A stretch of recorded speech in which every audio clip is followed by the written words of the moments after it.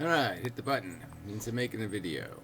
Yeah, no editing on this video, I don't think. I just upload it directly. I've been watching some Professor Anton and others. Conference Report did a couple of videos, pretty good on free will.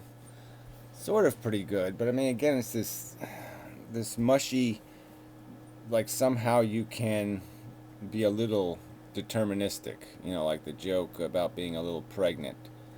Um, or that somehow you can modify that word into meaning deterministic except, and put in all your little exceptions, and it just doesn't go anywhere. It's nonsensical, and I guess that's what's sort of running through my head, is just trying to find some way to avoid these nonsensical arguments.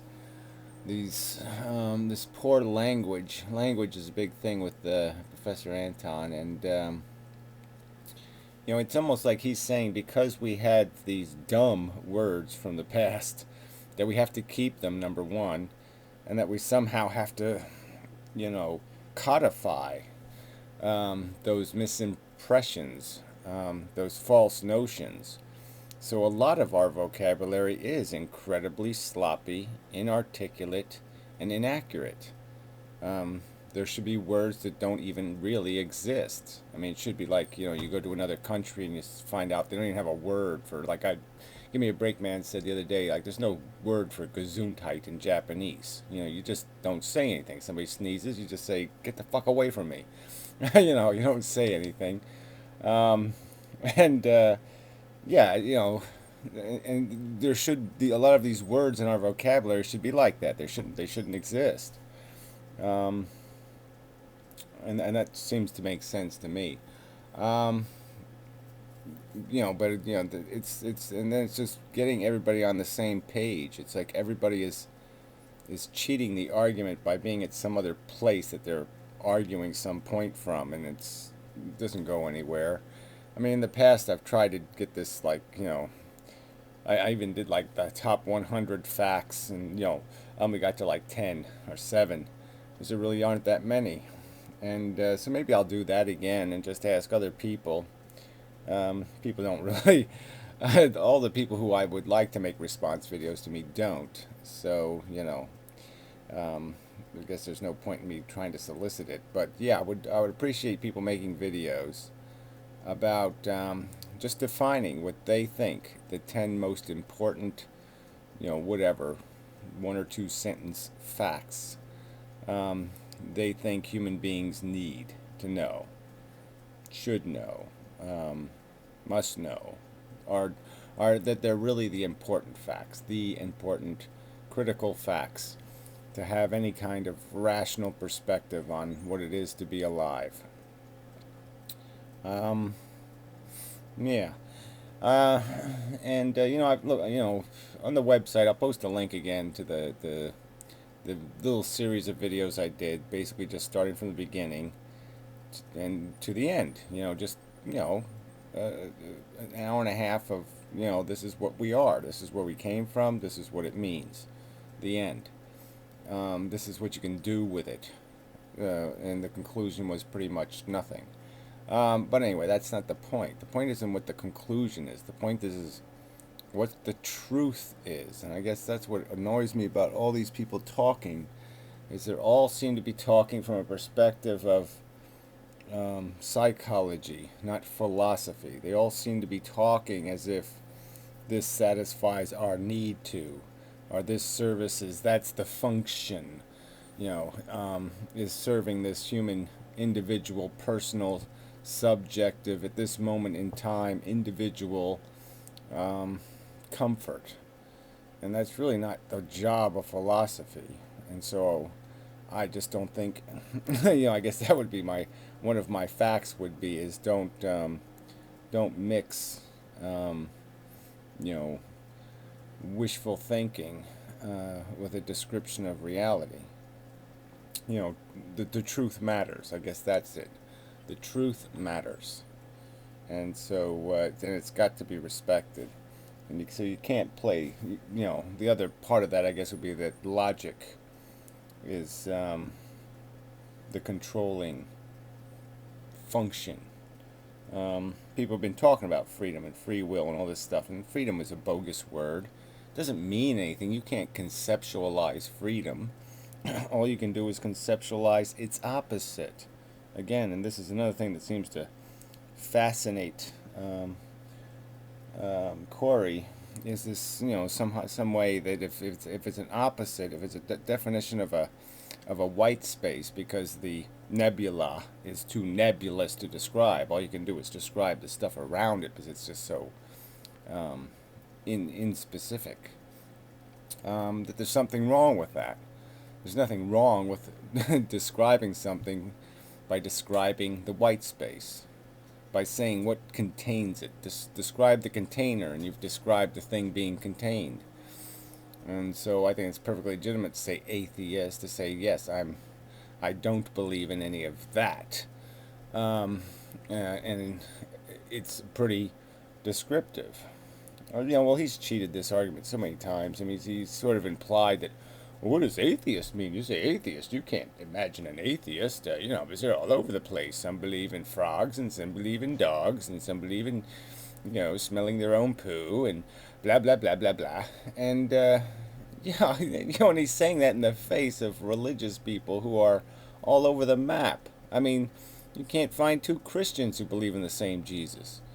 So, that's just so bogus, so obviously bogus, which, again, gets me back to, I mean, some of what these people are doing, I think, is quite intentional. I mean, they're really not doing this pursue the truth thing. They're doing this, let's sell, Scientology. That's all they're doing. They're just making up some bullshit because it makes being human more interesting, and they can maybe put the Mission Impossible theme to their life, and it just makes their existence so much more something, than an accurate description that might make it seem really stupid. So anyway, yeah. There's just what I'm also thinking is in ordering the argument, I guess, is maybe I'll make some videos where I premise, I put a axiom on the table, and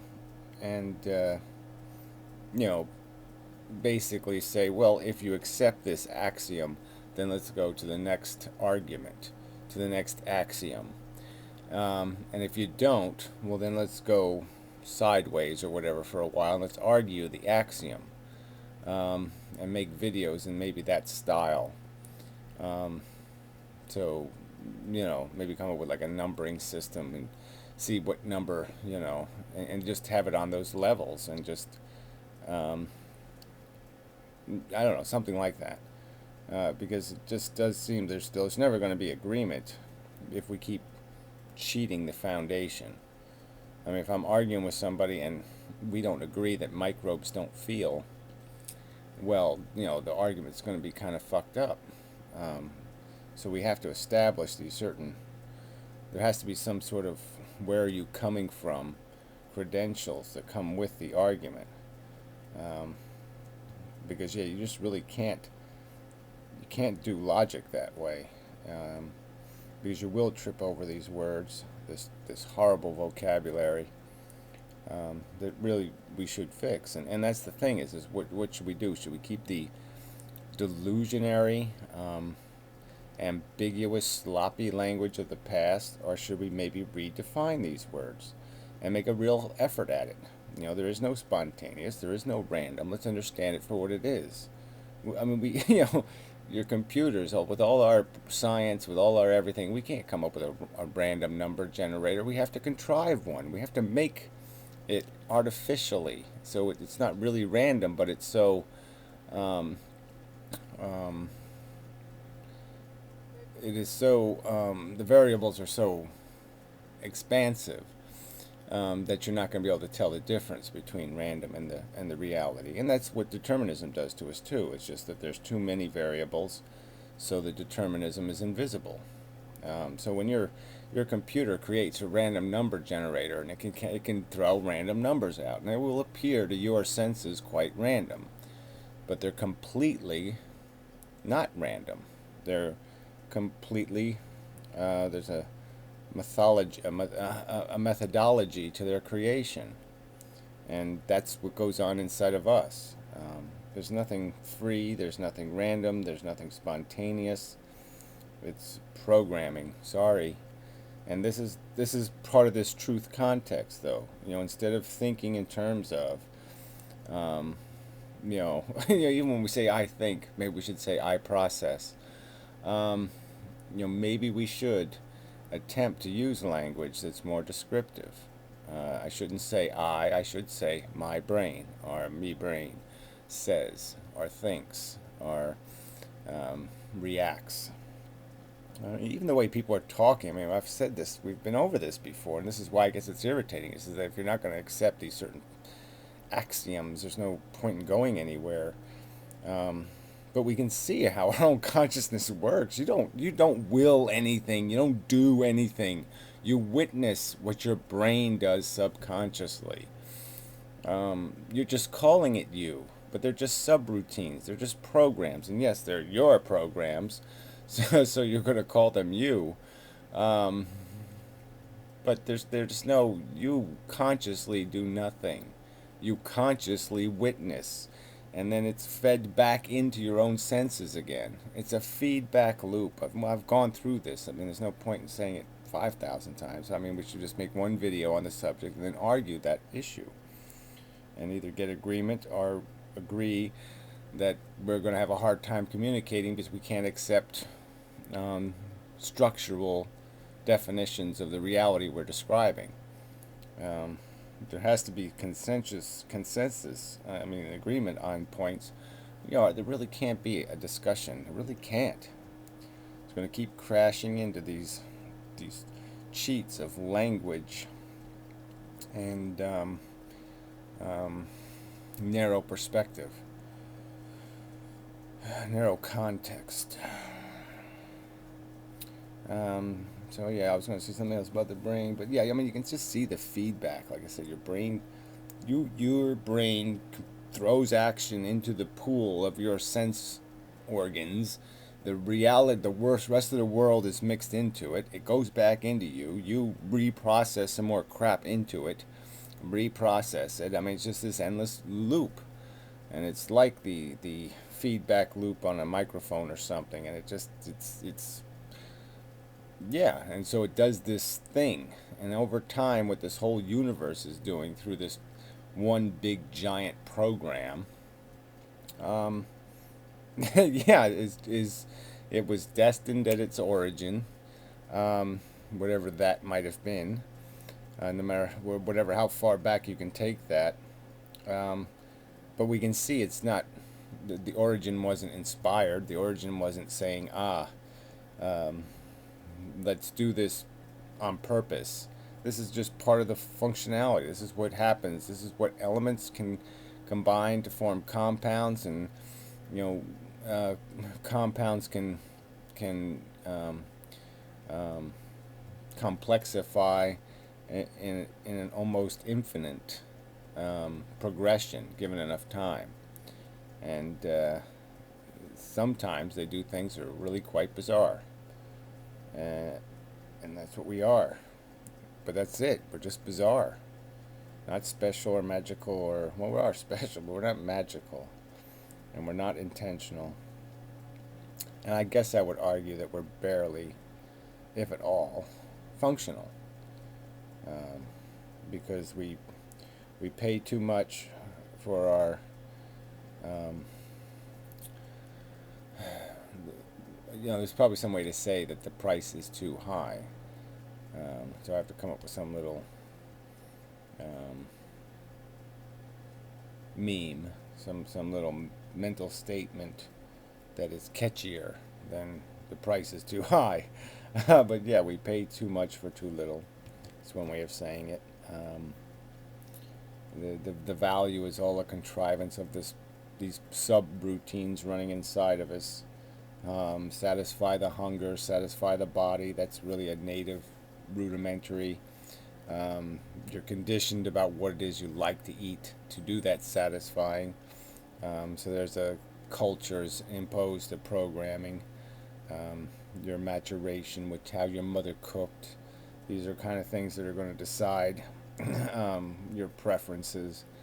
Then you have the other um, biological imperatives of reproduction and the rest of them.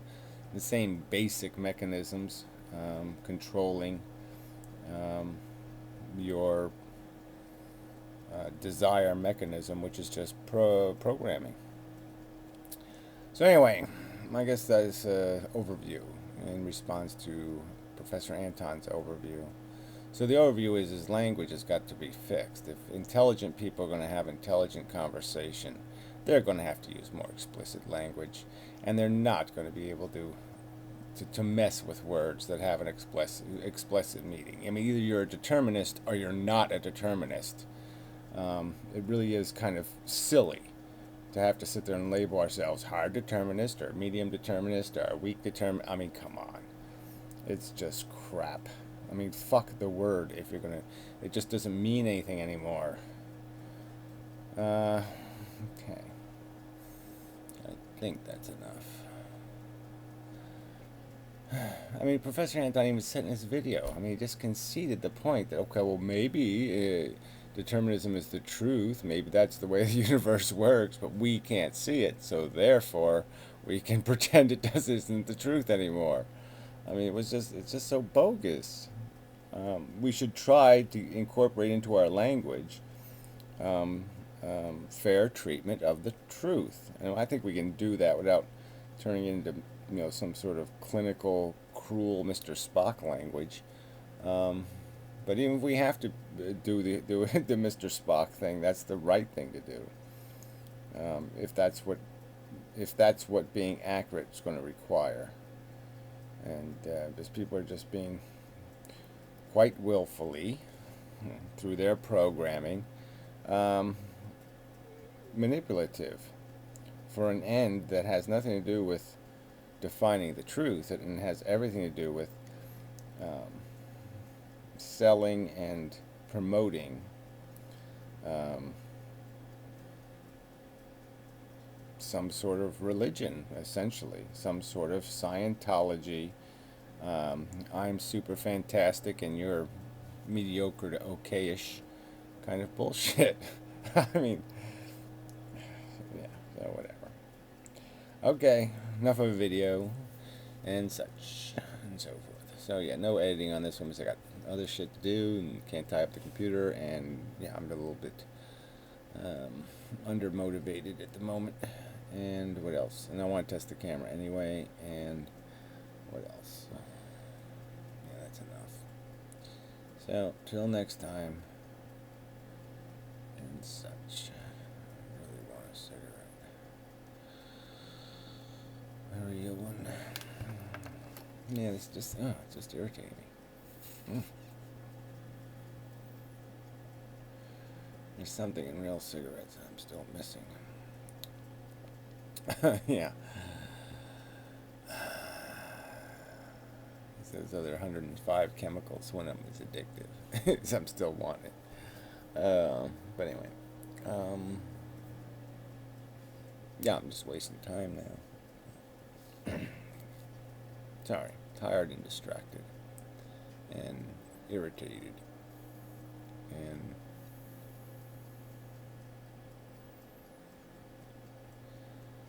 such. Ah, okay. So that's enough. So till next time and whatnot.